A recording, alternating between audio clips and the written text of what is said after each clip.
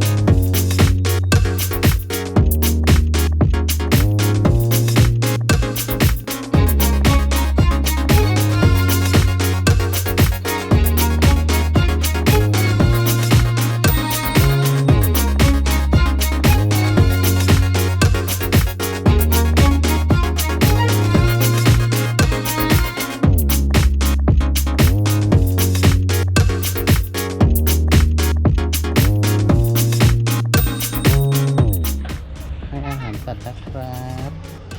ไหนดูซิเงียบเงียบ โอ๊ยโอ๊ยลงโอ๊ยลง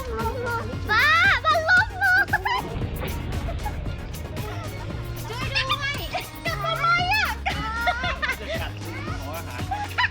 ก็มันเดินเจ็บด้วยมันกัดตัวด้วยใช่มันกัดตัวจริงๆป้า ถ้าไม่ให้มันจะกัดนะครับมันจะกัด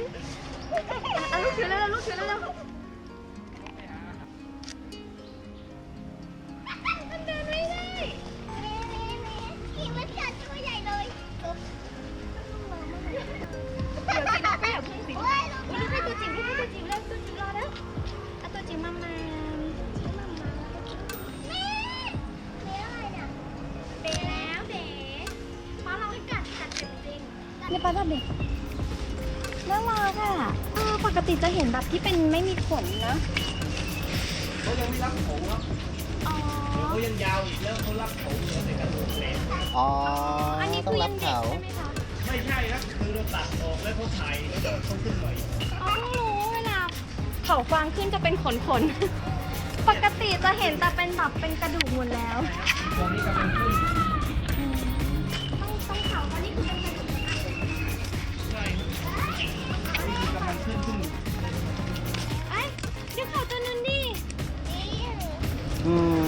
เนี่ยถ้าเป็นวัยรุ่นเขาครั้งแรกที่เขาขึ้นเขาจะเป็นแบบนี้ขึ้นมาสิ่งเดียวแล้วยาวเต็มที่ก็ประมาณนี้เดี๋ยวพวกก็เริ่มแก่แล้วพวกก็รับเขา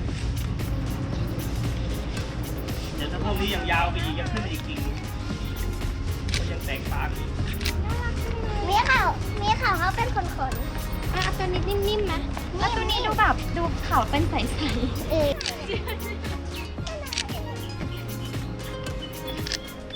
ๆขาจะจิ๋ อยาว ก เหรอ อีกนะเบบี อ้าว ทำเบบีลูกทำเบบีไม่ได้ลูกอย่าทำเขาไม่เคยจับกวางเขานุ่มนิ่มอ่ะจับแต่เป็นกระดูกเหมือนขิง เขานุ่มมากเลย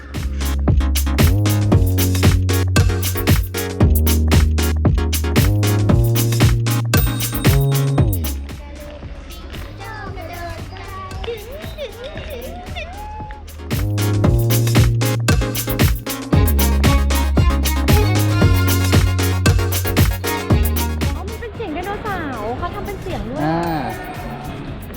อัพแพตโตซอรัสวันนี้เราเป็นที่แบบยาวๆพาเด็กๆมาเที่ยวสวนนงนูชเจอไดโนเสาร์เยอะแยะเลย อินดี้กับเปโนชอบมากแต่แคนนอนงอแงแคนนอนกลัวแม้กระทั่งสะพาน ใช่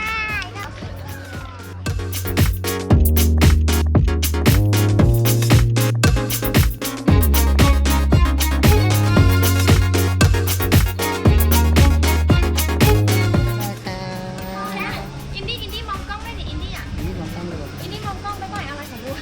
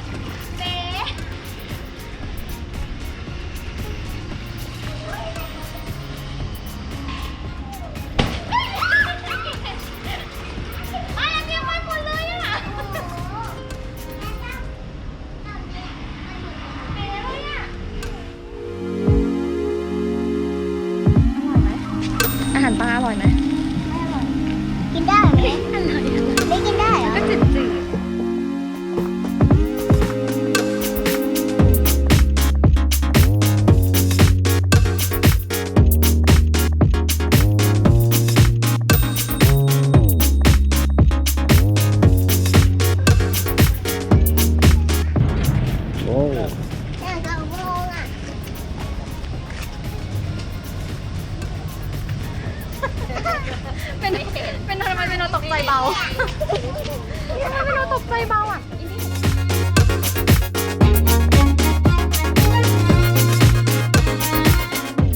ตายชอบโอ้โหขนาดนั้นเวอร์จริง